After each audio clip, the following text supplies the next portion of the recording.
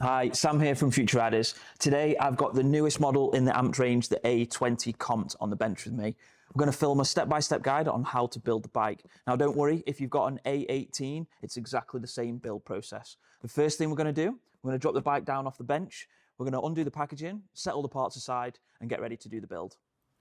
So bike's out of the box, we've set all the parts aside. We've got front wheel, we've got the battery, you're going to have 2 foot pegs, you're going to see 4 silver bolts inside the toolbox and also the handlebar stem. You're going to find another 4 bolts, they're going to be for the foot pegs to mount them to the frame. You've got the tools to complete the build and 1 charger. Now, the next part is we've got the front axle. This is probably one of the most important parts of the video, I would say, just to get right from the very offset. So as you look at the axle, you've got 2 lock washers on the inside. You're going to notice, depending on which way you're looking at it, one side has got a thick lock washer and a nut, and then the other side's got a thinner lock washer and then also a thinner nut. Now, it's really important to get this the right way. So the thinner side is the side that is going to go onto the disc, which I'll show you now.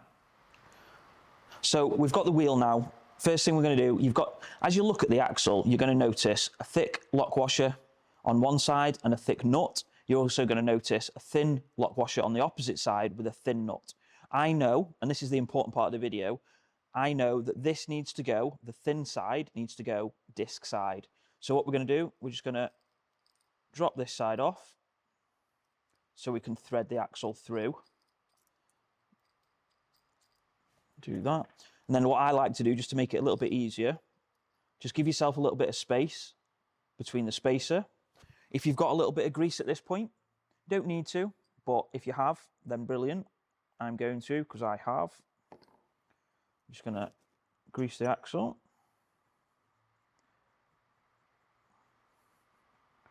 And then obviously a 15mm spanner does come with the toolkit, but if you've got a spare 15mm spanner, it makes this a little bit easy, should I say.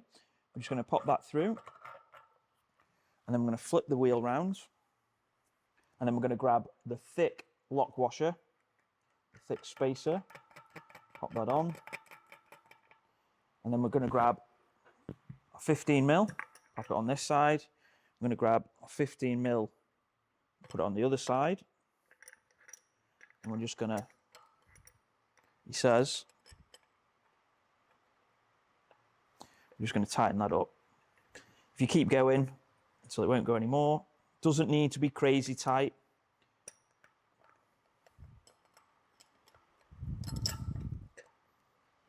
Just enough to nip. There we go. So that's nipped up. And then we're going to grab our nut, and then we're just going to nip that up. That's a 16mm. And then we're going to grab our washer, and then our outer nut there. And that is now the front wheel complete, ready to build. So the first thing we're going to do, we're going to put the handlebars on. In the toolbox or in the toolkit, you'll find a handlebar stem and the 4 silver bolts. You'll also need a 4mm Allen key for this as well. So what we're going to do, we're just going to untwist the handlebars, make sure we've got them the right way. So obviously the throttle should be, as you're looking at it now, should be on the left side, and we're just going to line that up there. So once you've got the handlebars in place, we're just going to put the stem in place, the handlebar stem in place, and then we're going to grab a couple of bolts. If you just get the 2 bottom ones in, just makes it a little bit easier. So once you've got your bottom ones in, you'll be able to move the handlebars back, just give yourself a little bit more space, and you'll be able to get the 2 top ones in.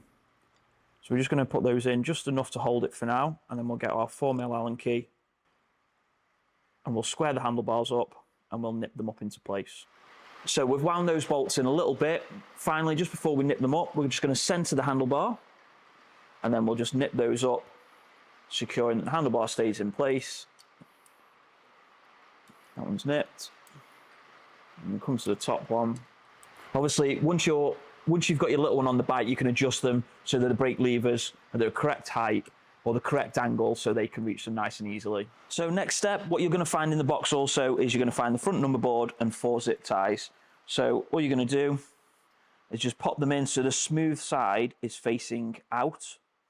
If you put each one in, you can always put it all the way like that for a second. Put each one in, pull it through. and then you're going to mount that to the front of the bike. When it comes to mounting the front number board, what you want to do is just want to make sure all your cables are in, because you don't want to trap any of the cables inside the zip ties. So we're just going to thread that through that side, and then the same on that side as well. Pull that in, and then obviously it's a bit fiddly to start with, but I'm just going to get one in place. If you get it wrong, also you can get a little bit of you can get a screwdriver and just knock that off and pull it back out. But for all intents and purposes right now, we're just going to push that through, making sure it's covering the plastic. Same on this side. Once you've got it roughly in place, what you can do is you can just twist that round, knock it so it's off the back of the plastic, the main part of the zip tie, and then pull the zip tie tight. And then what you can do, you can push that. I'll do it on this top one here, look. So you can push that round, and then you can tuck the zip tie round the back of the number board. Just keeps those zip ties out of the way. And then same on this side as well. Just push that round, flick it round the back, and it'll tuck behind the number board. There we go. You can straighten that up, get it into place. Perfect. What you'll also notice on the front of the bike is you'll find two sets of keys zip tied to the front of the brake line. This is so you can remove the battery when you need to. So the next step, what we'll do now, is we'll put the battery on the bike. Okay, so we're around to connecting to the battery to the bike. Now, as you look at the battery, on one end, you'll see a latch and a button. And on the other end, you'll see 6 ports. So we know that this needs to go face down. So we'll offer it to the bike, pop that into place, and it clips in there. Now, if you want to remove the battery for any reason, you can get your key, pop it in, give it a turn, then you press the latch on the battery, and the battery releases. On the left side of the frame, you'll also find like a little rubber grommet with a charging port. You can charge the bike without removing the battery. Next step, we're going to put the seat in. I'm only putting the seat in now just purely for the fact because I'm going to flip the bike upside down. So to show you guys how I would put the front wheel on. Now, obviously, everybody's not got a bench, so it just makes it a little bit easier. So we're just going to put that in place roughly, and then we're going to flip the bike upside down and put the front wheel on.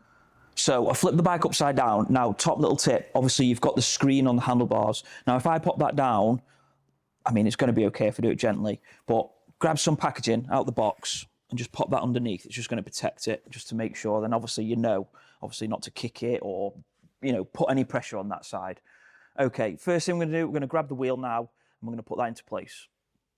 Before putting the front wheel on, what I like to do is just remove the outer nut on each side and the washer. It just makes it a little bit easier when getting everything into place.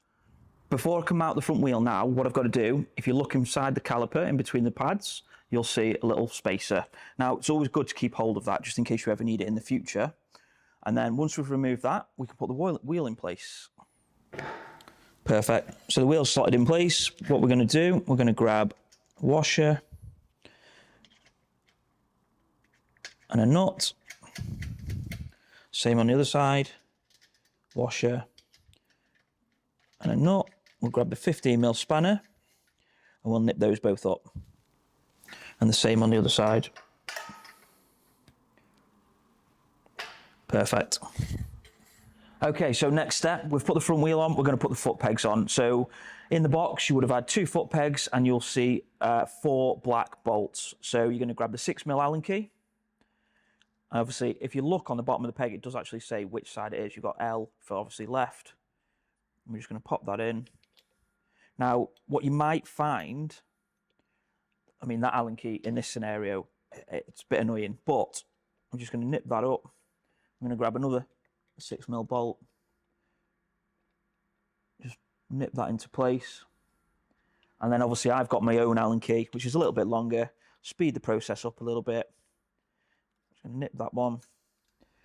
Make sure it's nice and tight. Same on this side. Nice and tight. Okay, so once the foot pegs are on, we're going to flip the bike over and we're going to turn it on, make sure everything works. Okay, so the build is pretty much complete. We just need to turn the bike on, make sure it's working. So on the screen here, we're going to press the power mode button. It's going to power up. In the bottom right-hand corner, you're going to see your speed mode. You're going to see your battery percentage. And then just here on the screen also, you're going to see a plus and a minus. If you press plus, it's going to give you it's mode 2 and then also mode 3. At the top here, you've got your speedo also. Okay, so the bike build's pretty much complete now. We know the bike turns on and it's ready to go. Next thing I'd do is grab your child, pop them on the seat, adjust the seat height, make sure that they can reach the foot pegs and the floor confidently. I'd also adjust the angle of the brake levers, make sure that they can reach them. Set it in the first speed mode and you're pretty much ready to go. If you've got any questions and you're unsure of anything, you're more than welcome to get in touch with us via our website or via our WhatsApp number. Cheers guys, and thanks for watching.